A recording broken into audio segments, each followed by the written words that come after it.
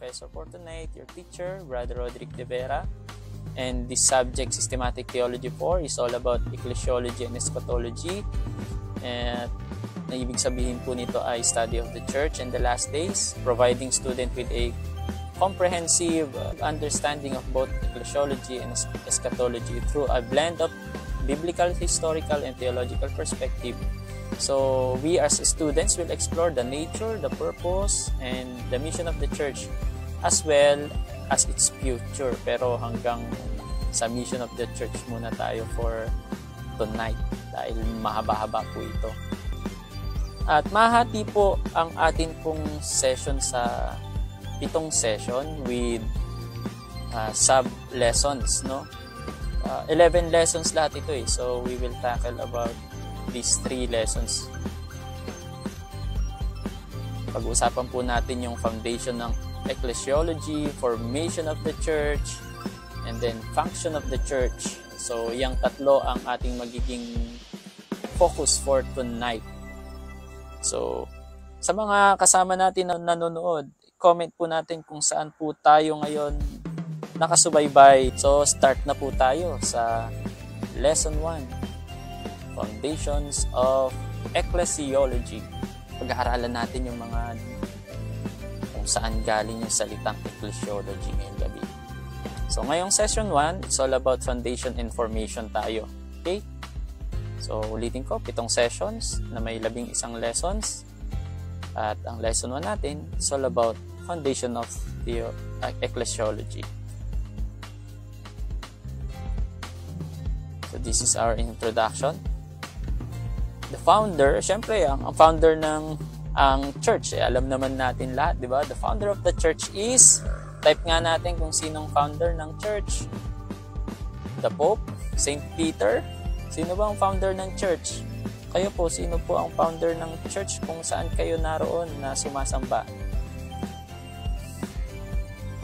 So, there's no other than our Lord Jesus Christ. Kaya sabi ni Jesus in Matthew chapter 16 verse 18, di ba? Napaka-obvious, upon this rock I will build my church. So these are the very words of Jesus declared to Peter. So this statement make it unmistakably clear. Talagang unmistakably, no? Walang pwede magkaamali dyan sa term na yan or sa declaration ni Jesus Christ that He is the only one and true founder of the church. Our Lord, Savior, and King, Jesus Christ. Amen. Ang founder talaga natin ay si Jesus Christ. Pero ipapaliwanag ko sa inyo bakit sinasabi ng ibang religion na tayo po ay may 30,000 na founder. Okay? So, in our world today, there are many religions. Alam naman natin yan na napakaraming religion. But predominantly known as 5 po silang major religion. Judaism, Buddhism, Hinduism, Islam, and Christianity. Na ipaliwanag ko rin po yan kagabi. So each of these religions has its own founder. Diba? Kung sinong pinagmulan ito. However, there's one founder who stands uniquely apart from all of the other religion. Siyempre, he's the only one who not only died, katulad ng iba, namatay din sila, but dito siya naging unique. He is the only one who rose again from the dead, making the founder of the church that we are in, singularly, extraordinarily. Diba? Talagang si Jesus Christ ang tanging siya lang talaga ang founder na namatay pero nabuhay na maguli. Even though sabi nga ng ibang religion na gaya ng Roman Catholic Church, they accuse Christian churches where we are in, na marami daw tayong human founders. But none of these claim anyone other than Jesus as their founder, di ba? Tulad ng mga tinype nyo, kinlaim nyo ba na ang founder natin ay kayo o kung sino mang tao? Wala naman, di ba? So, clear yan sa pagkakatype nyo po. I-type nyo nga po kung sino ang founder ng church po, kung saan po kayo affiliated o dumadalo. Diba? Walang magsasabi. So, any group that does not make such a claim would be considered a cult. Maliban lang kung hindi mo kinlaim na si Jesus Christ ang inyong founder. Matik yan, culto or cultic group. It is likely that the founder referred to by the Roman Catholic churches are merely those who registered the church with the Security and Exchange Commission. Yun yung tinutukoy kasi nilang founder, na yung nakasulat dun sa Security and Exchange Commission. Alam ka na mailagay mo si Jesus Christ doon, paano siyang pipirma kung i-re-registro natin ng church? Kasi this is legal registration. It is necessary to start a local fellowship in compliance with the government regulation, as the Bible instructs us to obey the governing authorities, di ba? Sa Romans 13:1. So, alam nga namang hindi natin i-re-registro yung ating body or local church. Ang tawag sa atin, without proper registration, no? Today, we would face a significant limitation. For instance, pag hindi ka nagrehistro, pastor would not be able to officiate wedding. And the church could face legal issues for collecting offerings without SEC approval. May na-encounter po akong ganun dahil hindi po sila nahirehistro. May nag-sue sa kanila na sila daw po ay bogus or illicit. So such unregistered gathering would be considered bogus or illicit fellowship. Therefore, while administrative formalities are necessary, they do not change the foundational truth that Jesus Christ alone is the unique and eternal founder of the church. Meron pa bang iba? Wala na, siya lang, mga kapatid. Kaya kailangan ipaliwanag natin, in legal aspect, merong founder for the local church or the body, no? Para ma-distinct yung kanilang practices and some of their, yun nga, yung tinatawag na doctrinal statement or doctrinal belief or confession of faith to the others. Kaya kailangan magrehistro. Sino mga bogus dyan? Yan. Pag may mga bogus dyan, sige, nag-a-adapt kami ng nag-a-adapt kami. So, purihin ang Panginoon. Nawa ay clear po yun sa ating lahat. Amen po ba? So, continue po tayo. Letter B tayo, overview of ecclesiology. So, ecclesiology is the study of the church and its origin, structure, pati yung function niya. So, yun yung study niya. So, it examines the theological, historical, and pati yung sociological aspect of the church. So, paano ba ang pagkilos ng church na ito sa humanity, o sa kanyang surroundings, or in the community, or in the government. So, yun po yung overview ng ecclesiology. And letter C, importance and relevance in contemporary theology. Importante din kasi ang ecclesiology ngayon na malaman ng maraming tao kasi marami pong nagkakamali kung ano talaga ibig sabihin ng church, no? At kapag tinatanong natin yung ating mga kapatiran, subukan nyo pong tanungin or gumawa kayo ng question, mag-print kayo ng maliliit na papel and or lagay nyo doon, what is the Tagalog or Filipino word for church? And sad to say, 80% or maybe extremely kapag hindi ganong tutok sa doctrinal or any deeper theological teaching ang isang congregation is 90% magkakamali sa salitang church pag tinagalog mo. Ang sasabihin nila is simbahan. So, may impact kasi yon pag mali ang ating interpretation sa ibig sabihin ng church. Kaya mapalad po tayo. I'm encouraging you to share our live for tonight sa mga GC natin ng church dahil napaka-basic po itong ating pag-aaralan. Ano ba talaga yung biblical meaning ng church? Ito po. So, try nating i-share habang nakikinig po kayo. Ayan, ako din, mag-share din ako sa aking mga GC.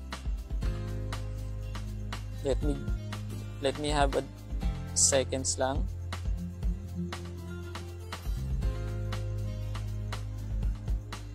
So, ayan, na-share na.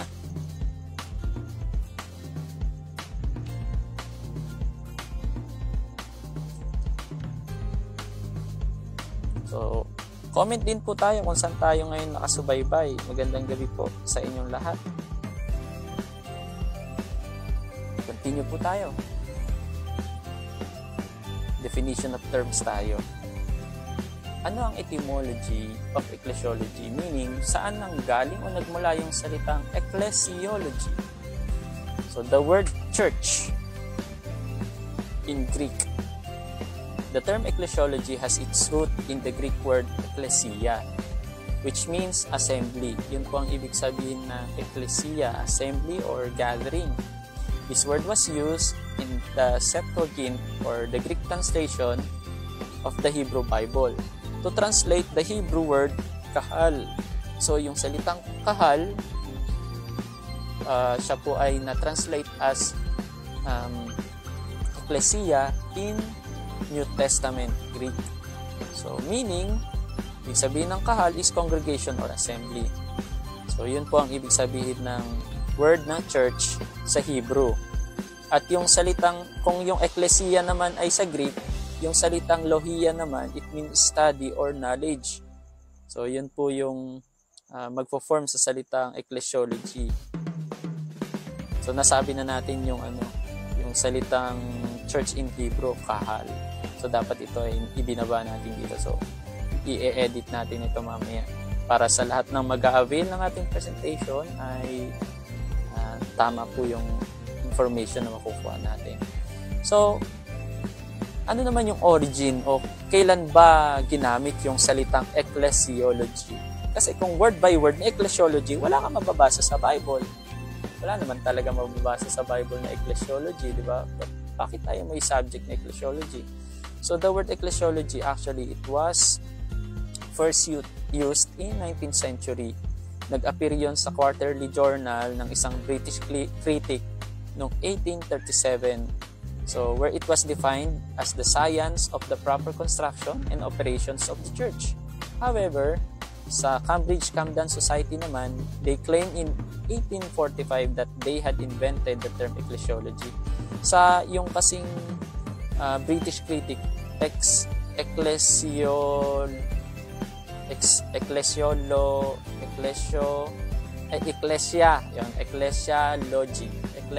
ang sabi niya. So, hindi siya talaga ecclesiology.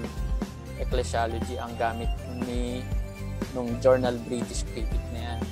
So, kaya talaga, kung word by word, sa Cambridge Camden Society galing yung salitang ecclesiology. And it is used in their Journal of the Ecclesiologist, which was first published in October 1841. At bakit yung salitang church at saka ecclesia, parang hindi sila magkatunog, no? Hindi katulad ng Tagalog, pag sinabi mong ecclesia, sa Greek, sa Tagalog, iglesia. So, talagang halos magkatunog sila, ecclesia, iglesia, yung church.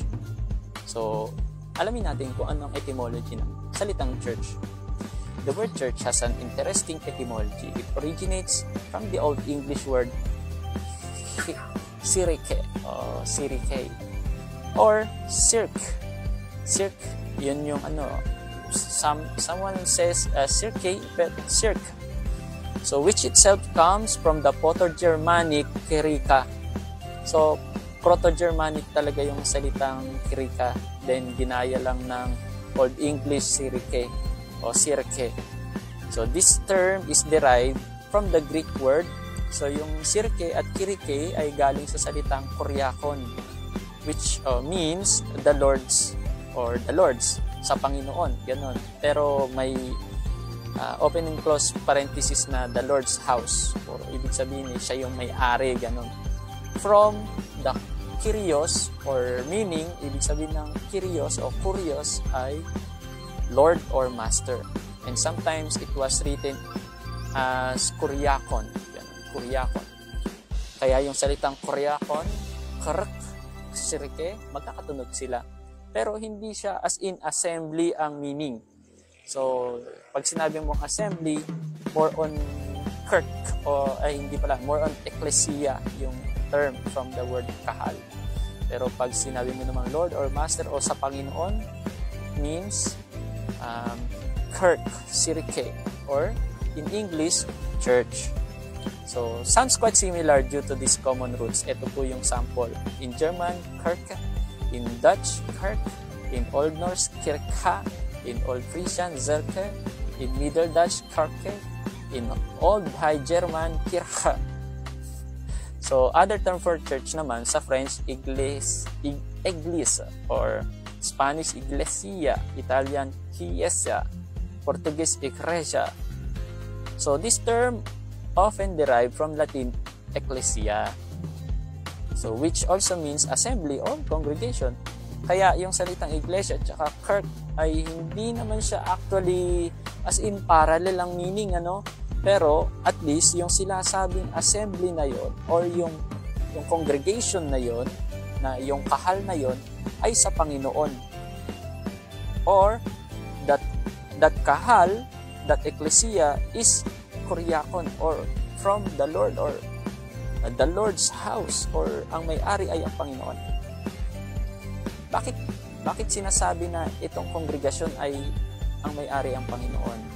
So meron kasing existence ng salitang ecclesia na bago ginamit ni Jesus Christ yung salitang ecclesia, ginagamit na siya talaga noon pa. So nabanggit ko na rin yan sa hermeneutics natin, sa ibang mga tinuro natin. But let me recap you. So the ecclesia or gathering of those who summoned. Summoned kasi yung salitang ecclesia ay from the word ek at saka kaleo. Ek means out. Two words kasi ang ecclesia eh. May dalawang root po ang ecclesia. Kapi po tayo. Ek means out or ex. Tulad ng salita exterior, ecstasy. So that means out. And klesia, yung angkot ng klesia ay hindi klesia, ay kaleo. Ibig sabihin ng kaleo ay to call. So to call out, that means you are summoning them. Tinatawag mo sila para mag-gather. So in ancient Greece, assembly of citizens in a city-state, yun yung tinatawag na ecclesia. So assembly rin siya, assembly meeting. So its roots lay in the Homeric agora, the meeting of the people. Kaya yung agora na yon ay actually yung salitang agora, diyan din galing yung salitang market. No? Pag sinabi mong agora sa Greek, market, where the people meets, doon sila nagkikita. And ganun din, pag nag-meet sila doon sa isang banda kung saan lugar, ay ecclesia ang tawag sila sa kanila pag tinawag sila o may sinadya talagang pagkakatawag para mag-meet sila sa isang lugar. So the Athenian ecclesia, for example, for which exists the most detailed record, merong naka-record po, was already functioning in Dracos Day. So ito po ay written in 621 BC. Na isulat po yan, meron pong transcribed na, hindi ko alam kung ito man ay scroll or tablet or anything na like cuneiform. So in the course of Solon's codification of the law in 594, the ecclesia became coterminous with the body of male citizen 18 years of age or over and had final control over policy. So, naipaliwanag doon kung ano yung ecclesia, no? Dapat ang ecclesia ay mga lalaki na 18 years old pataas para meron silang control sa policy or may gagawin silang pagmi-meeting para sa isang local area or community na ipapatupad nila. So noon, ang salitang ecclesia is political ang agenda or for community purposes. So including the right to hear appeals in the Heliaya. So public court ang ibig sabihin nun. So take part in election of archons or chief magistrate. Tinatawag sila para magbotohan, ganun, and confer special privileges on individuals kung meron kailangang bigyan ng papuri o award or kung paparusahan man. So they summoned the ecclesia or yung tinatawag na 18 years old above, both regular meetings or held 4 times in each 10th of the year and for special session. Kaya meron din ecclesia na talagang medyo malalayo ang lugar, may ecclesia din na mas malalapit lang sa lugar nila. So, noon pa man bago si Jesus Christ ay may ecclesia, nagsabi niya na I will build my ecclesia. The word iglesia, ecclesia or church was already existed. Pero hindi church of God, hindi churches of Christ, no? Kaya pag sinabi mong church sa Panginoon, kaya Church of Christ or Ecclesia ni Kristo. Yan. Kaya ang salitang Ecclesia or Iglesia ni Kristo ay hindi salitang relihiyon yun. Ito ay gathering, mga kapatid, mga taong tinawag ng Diyos. Next, the existence and ancient usage. O, yun na, nasabi ko na po kung ano.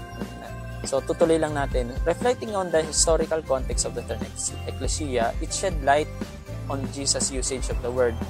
Na pag sinabi ng church, its significance for the existence of the church today. So, in ancient Greece, Ecclesia refers to the gathering of citizens, di ba? To deliberate meal decision. So, this assembly was a vital part of civic life and involving citizens in governance, justice, and communal decision-making.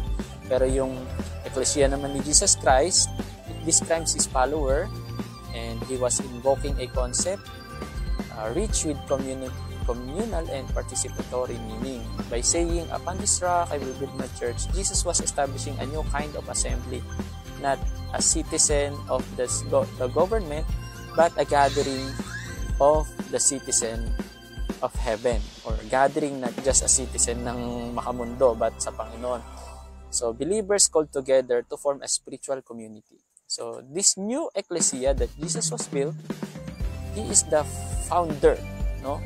Yun yung foundation din ng ating sinasabuhay, the dynamic body of believers united in faith and purpose. So ngayon, the ecclesia is functioning. 2,000 years ago hanggang ngayon, it is functioning. Pero yung ecclesia ng mga tao noon, panahon ng Grecian Empire, Roman Empire, wala na, dissolved. Kaya mapalad tayo dahil ang ecclesia talaga ay walang hanggan yan hanggang makasama si Jesus Christ. So, magko-compare tayo. May tinatawag kasi tayong church or ecclesia na universal and salitang local. Pag-usapan natin to. What is a universal church and local church anyway? Yan. So, universal church and local church are both described in the Bible. Biblical itong hindi man nakasulat na universal, hindi man nakasulat na local, but it is existing. No? So, ano ba yung universal church? At magko-compare and contrast tayo na mayroong pagkakaiba, mayroon ding pagkakaparehas yung salitang universal and local church. Una, in the universal church, they are composed of all Christian. Basta Kristiyano ka, you're part of universal church. The church to which Jesus referred in Matthew 16:18. Yun po, pag sinabi niyang sa ibabaw ng batong ito, itatayo ko ang aking iglesia. Pag part ka ng iglesia yun, therefore, you are part of the universal church. And the members are made up of all the saved, both living and dead. Kung ikaw ay ligtas, patay man o buhay, you're part of the church. Hebrews 12:22-24. And syempre, pag sinabi mong universal church, that is called one body. Okay? One body lang. So, doon tayo nagiging unique. Ang uniqueness nito, there's only one body. Therefore, only one church. Ephesians 4:4. Yung sinasabi niyang one church sa Ephesians 4:4 ay yung tinatawag na universal church. Ang biblical reference natin, Ephesians chapter 1, verse 22-23. Ang sabi doon, the body of Christ. So, number 3, it began on the day of Pentecost. Nung sinabi ng Panginoon na maghintay doon sa, yun nga, maghintay po until dumating nga yung tinatawag na Pentecost or 50th day. Isang pista po kasi ang tinatawag na Pentecostes ng Old Testament, and sumakto po rin ng pista ng Pentecostes at sumakto rin na 50 days ni Jesus Christ simula siya ay nabuhay hanggang sa umakyat muli, and then 40 days yun, and then 10 days na naman na naghintay sila, so it equals 50, ay tsaka dumating ang banal na Espiritu. So nag-start yun sa Jerusalem, no? At yun din ay fulfillment ng prophecy in Daniel chapter 2 and Isaiah chapter 2. So historical maker po yan. Kaya nung sinabi ni Jesus Christ na I will build my church, nag-start po ito noong Day of Pentecost. But may mga belief na nagsasabi na nag-start ang church ay nung sinabi sa aklat ng John, hindi ko na isulat dito, na Jesus Christ breathed doon sa mga or nagbigay ng, ayun nga, na hiningahan sila ng Espiritu at sila ay nagalak. So sinasabi nila na may Holy Spirit na sila noon, kaya nga merong tinatawag na joy. So dun daw yung birth ng church. Meron naman nagsasabi, continuation ng Old Testament ang New Testament church ngayon. At iisa lang, simula noong panahon noon. So napag-aralan na natin yung sa dispensation and covenant about continuity versus discontinuity. So pag sinabi mong continuity, nag-continue ang iisang church simula nung Old Testament hanggang ngayon. Or discontinuity, may pagkakaiba-ibang tinutukoy yung church na mga promises para sa kanila. So pag-aralan na lang po natin yung dispensation and covenant theology. PM nyo ako, bibigyan ko po kayo ng link. Pwede nyo rin pong i-enroll ang remastering dispensation and covenant theology. Napakaganda po nun. So, ika-4, entry by the Lord's addition. Para pumasok ka o maging kasama ka sa Universal Church, ang process niyan, one cannot join the church by their own volition or action. Hindi tayo at hindi rin tao ang magsasabi na, part ka na ng Universal Church. Actually, they are added by the Lord Himself when they are saved. Pwedeng sabihin natin, saved ka na. Pwedeng sabihin na, saved na ako. So, sa Acts chapter 2, verse 41 and 47. Pero actually, si Lord lang talaga ang basis natin doon. Ang scriptural basis dyan, the Lord adds those being saved to the church. Matthew 7, 21 to 23. So, 23 po yan, no? Ang sabi doon di ba nangaral ako? Hindi ba nagpalayas ako ng mga demonyo sa inyong pangalan? So, ibig sabihin, alam niya sa sarili niya, kinukumpirma marahil ng ibang tao na siya ay part ng church. Actually, nangangaral siya para possibly isa siyang disciple na or pastor na, evangelist. Ano man ang kanyang ministry, talagang alam niya sa sarili niya, part siya ng church. But bagsak siya rito because only the Lord added the people or yung totoong Kristiyano in this universal church. No? Maybe, alam niya, local church, member siya doon, pero hindi siya naging member ng universal church, which is the body of Christ. So, composed of all the saved. Pag sinabi mong saved, talagang yung universal church, sila lang talaga yung maliligtas. Composed of all the saved. So, purity. The Lord is presenting to Himself a church holy and without blemish. Ephesians chapter 5, sinabi naman doon. Verse 25 to 27. Kaya delikado rin yung mga taong naniniwala or naka-affiliate sa mga churches na sinasabi na hindi na kailangan mag-repent, mga ganon. Hindi na kailangan humingi ng tawad, nagkakamali ka na lang, hindi ka na makasalanan. Totoo naman, pero mayroon ako na-encounter na ganon na hindi na daw siya nagkakasala dahil binayaran na ni Lord yung kanyang kasalanan noon, ngayon, at magpakailanman. Kung magkakasala pa rin siya, hindi na kailangan humingi daw ng tawad, hindi na kailangan humingi ng sorry kasi bayad na. Pag humingi ka ng sorry, parang sinalbahe mo daw yung grace na ibinigay ni Lord. So, incomplete grace daw ang tinanggap natin kapag humingi ka pa rin ng forgiveness. So, I don't know kung ang tawag ko doon ay extreme grace, pero delikado kasi yung ibang mga ganung tao because they are making the grace as a license to sin, but the grace is not a license to sin actually. It requires also our purity and holiness pa rin, mga kapatid.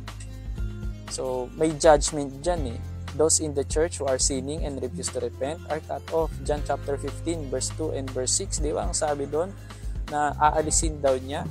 So, meron pa rin hindi, akala niya part siya pero ayun nga, dahil false yung kanyang paniniwala at hindi naman nagbubunga sa kanyang buhay, ay marahil hindi siya talaga ligtas. Nakasama lang dun sa local church pero cut off talaga siya, hindi pa siya talaga ligtas. Nominal Christian. Mamaya isasabihin ko ano ibig sabihin. So, Romans chapter 11 verse 19 to 22 and Revelation chapter 3 verse 16. So, ang Savior natin sa one body or the church is si Jesus Christ. Ephesians chapter 5 verse 23.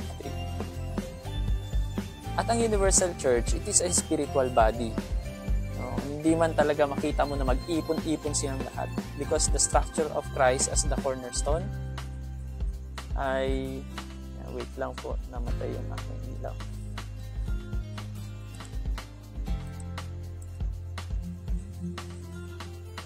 So, yan.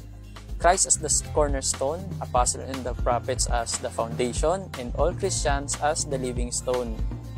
Po in Ephesians 2:19-22, 1 Peter chapter 2, verse 5. So, no earthly headquarter actually ang universal church. Kasi ang head nito si Kristo. At yung headquarter ni Jesus Christ nasa heaven. Kaya yung spiritual body, yung universal church, wala pong headquarter yan. Hindi po sa Vatican ang headquarter ng universal church. Mga kapatid, halagay po yan sa Bible. Mamaya babasahin natin. And the unity and indivisibility ang body or yung universal church. There is always will be one body. Ephesians 4:4, natukoy ko na kanina. And continued membership. Diba? Member ka pa rin kahit patay ka na. Kasi minsan, halimbawa, maglilista tayo ng sino ang mga member ng church sa local church ninyo. Pag patay na siya, hindi mo na siya maililista doon, tapos ipapasa mo sa inyong headquarter or pinaka-main na organization or kung saan man tayo naroon, di ba? Pag pinagre-report yung mga local church, hindi mo na isasama yung patay. Pero sa universal church, kasama yung mga patay dyan. Death does not affect membership in the universal church. Hebrews 12:22-23, Philippians chapter 1 verse 21-23, and 1 Thessalonians chapter 5 verse 10.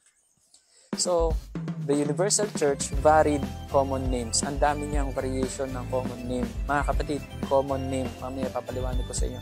Walang proper name, but merong common name. So, ang name ng salitang universal church or church ay or body or kingdom of God, but not per se. No? 1 Corinthians 10:32, Ephesians chapter 1 verse 22-23, Colossians chapter 1 verse 13. Ang preference natin yun, sabi niya, we choose to keep the name Church of Christ, actually recognizing it belongs to Him. Kaya pag sinabi mo, ako ay iglesia ni Kristo, mahirap pang sabihin na ikaw lang. Dapat you are a body. No? Isa kayong grupo, kasi ang salitang church is not an individual person, but a compound noun. Salitang church, parang salitang family. Gano'n. Kaya mali yung sinasabi nilang ako'y iglesia ni Kristo. Hindi mo pwedeng sabihin na ikaw lang. Lalong-lalo na pag universal church ang pinag-uusapan. Kahit local church actually. We are the part of the church, but we are or yung individual ay church, hindi masasabing ganun. Wala sa Bible talaga na yung isang individual ay composed of church agad. No. Needs maybe 2 or 3 that gathers. So, the local church, ayun. Ang kaibahan naman and contrasting point, pakinggan natin. So, composed of Christians in one location. So, tulad din ng Universal Church, mga Christian din sila, but at this point, in one location lang. So, that means, ang isang local church ay made up of Christian in one geographical area kung sila nagtitipon-tipon. So in 1 Corinthians chapter 1 verse 2, church in Corinth. 1 Thessalonians chapter 1 verse 1, church in ganito, Thessalonica. So in contrast, the church universal is made up of Christian everywhere and of all the time. Kaya kapag halimbawa sumasamba yung mga Pilipino sa iba't ibang local churches, as a universal church, kilala ng Lord kung sino talaga yung totoong part ng church dyan. Kasi hindi ibig sabihin na umaattend ka ng local church ay part ka na talaga 100%. So, si Lord lang talagang magsasabi nun. But, in the local church, pwede kang maisama, pwede kang mailista. Tulad ng pinanggalingan nating relihiyon, pabinyag ka lang, part ka na ng kanilang iglesia, di ba? So, yun lang. Kahit hindi ka naman nagbabago, kahit wala namang pinagbago, nagpalit ka lang ng religion. Kung sino ka noon, ganun ka pa rin hanggang ngayon. So, nagpapalit lang ng religion yun, but they are not being or becoming a part of the church. Actually, they are maybe becoming part of a local church, pero hindi mo masabing part ng universal church. So, Paul referred to local churches in Romans also in 16:16, di ba? Greet ye one another with the holy kiss in the churches of Christ. Actually, ang Romans 16:16 ay churches of Christ po ang mababasa natin dyan, not Church of Christ. churches of Christ. It is plural word. Kaya hindi iglesia ni Kristo ang tinutukoy sa Romans 16:16, kundi mga iglesia ni Kristo. Mark that word. Sa Tagalog, isama niyo yung salitang mga. Kasi sa English, plural form ito. Churches of Christ.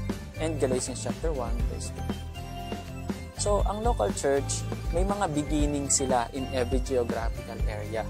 No, bagamat universally, ang beginning natin ay nag-root mula kay Jesus Christ, pero pag merong lumitaw dyan na local church sa isang geographical area, hindi yan basta sulpot. Kapatid, ang sakit naman nung sinasabihan tayo ng mga sulpot.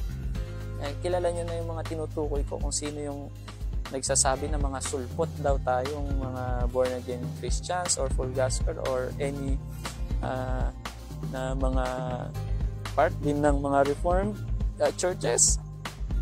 Pentecostal man yan, Baptist, Conservative, 30,000 na mga sulpot. Ewan ko, 50,000 na nga ata ngayon in estimate na binibilang nila eh. So, hindi yung basta sumulpot lang na gano'n na basta-basta, no? Maybe locally, nag-boom sila, nagkaroon ng beginning. Ganon din naman sa Bible, di ba? Sa Acts chapter 11, verse 19 to 26, nung pumunta sila doon, nagkaroon ng isang local church or church, di ba? So, maraming churches because that is called local churches. Meron ding nag-pioneer sa lugar na yon, may nagpasimula, but there's only one founder dahil iisa lang ang pinaniniwalaan at pinananampalatayanan ng lahat ng mga Kristiyano sa buong mundo, saan man ito nagmula. So, example, churches established by Paul on his missionary journey, di ba? Ang dami, sa Ephesus, sa Thyatira, sa Smyrna, dami-dami niyang pinagmula sa Colossae. So, sa mga lugar na yon, si Paul, Apostle Paul, ang nag-pioneer ng churches ng yon. So, ang tawag sa mga nagpasimula ay pioneers, not founders. Okay po ba yun? Pioneer. So, number 3, entry by joining. Sa local church, tulad ng sabi ko kanina, one must join themselves to a local church in Acts chapter 9, verse 26 to 28. So, sinasabi din doon na, yun nga, may mga na-add sa mga kapatiran o sa iglesia dahil sila ay nakatanggap ng banal na espiritu at nagpabautismo sila. So, sometimes, para maging sinasabi nila na registered church member ka sa isang local church, kailangan mo magpabautismo muna sa kanila. If you're not being baptized in their local church, hindi ka pa rin magiging part doon. Yung iba, nagpaparebaptize pa dahil for confirmation na talagang naunawaan niya at yung mga belief system or any doctrinal statement nila ay nasusunod. So, pero most of the local churches ngayon, walang ganun-ganun. Minsan, basta dumalo ka isa, minsan makalawa, bigla na lang membro ka na basta nagtuloy-tuloy ka lang, gano'n. So, walang mga confirmation. So, acceptance. Tinanggap ka, so yun na, determined by the leader or members of that church. Sinabi ng, kasama ka na namin, yung kapatid natin si ganito. So, by confession, by confirmation, kahit walang written, part na siya ng church. 3 John chapter 5, 3 John 5 o verse 5 to 9 kasi isang chapter natin, verse 5 to verse 9. So, mixed membership. Maraming mga miyembro. Composition ng local church consists of both saved and nominal Christian. Yun yung sinasabi ko. Kaya ang local church, may mga nominal Christians dyan. Mamaya tutukoyin natin kung ano ibig sabihin ng nominal Christian. In Revelation chapter 3, verse 1 to 4, diba? Sinasabi doon na ito, babasahin ko sa inyo. One of the 7 churches. Ito yung sabi dyan. Let me read sa Tagalog para madali nating maintindihan. Sabi niya po dito, isulat mo ito para sa anghel na nagbabantay sa iglesia sa Sardis. Ito ang mensahe. May 7 espiritu ng Diyos na may hawak na 7 bituin. Alam ko ang ginagawa nyo. Marami nagsasabi na buhay ang pananampalataya niyo sa akin. Ngunit ang totoo, para kayong patay. Gumising kayo, pasiglayin ang natitira niyo ang pananampalataya para hindi tuluyang mamatay. Dahil nakikita ko na ang mga gawa nyo hindi pagganap sa paningin ng Diyos. Kaya alalahanin nyo ang mga araw na tinanggap nyo. Sundin nyo ang mga iyon at pagsisiyan ng inyong kasalanan. Kung hindi kayo gigising, darating ako sa oras na hindi nyo inaasahan, tulad ng isang magnanakaw na hindi nyo alam kung kailan darating.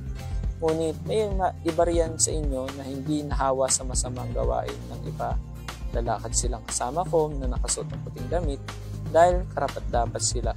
So ito yung isang example, di ba, na may mga nominal Christians, may mga nakahalo din dyan. And sometimes may mga hypocrisy din, o hypocrites. So may distinction. Hypocrites may become members of a local church but cannot join in the universal church unnoticed by the Lord. Hindi pwedeng hindi ka mapansin ng Lord dahil God is all-knowing. Di ba po? Kaya maraming mga kapatiran sa church na nakikipilyoship.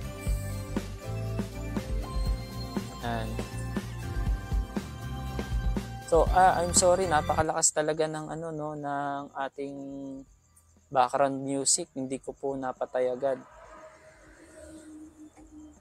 Buti meron pong may pumansin. Okay, thank you Sir Jan. Kasi yung monitor ko hindi ganong naririnig eh. So, ayan, siguro mas maliwanag na po sa atin Tuloy po tayo. So, ang local church, may earthly body. Temporary necessity muna. Okay, sa local church, may obligation. One can be saved and not belong to any local church temporarily. Temporarily lang in Acts chapter 8 verse 39 and Acts chapter 9 verse 26. Halimbawa, na-save ka, hindi ka pa nang dumadalo. Tulad nung sinave ng Panginoon, ngayon hindi sasama kita sa paraiso, di ba? Hindi naman siya naging part ng church, pero iniligtas siya, binigay sa kanya ang paraiso. So may mga temporarily na kapag talagang ikaw ay naging nanampalataya sa Panginoon at sakaling dumating ang ending ng iyong buhay or mamamatay na sa point na nakilala mo na lang siya sa ospital and pinag-pray mo and genuinely tinanggap niya ang Panginoon, alam naman ng Lord na genuine yun o hindi, kung talaga nagsisi o hindi. Kasi may mga tao na mga halimbawa, atheists na mamamatay na sila. They are firm talaga na walang Diyos, walang purpose ang buhay. So, yung mga may kaalaman at karunungan sa Panginoon at nagsisi naman, alam naman ng Lord di ba?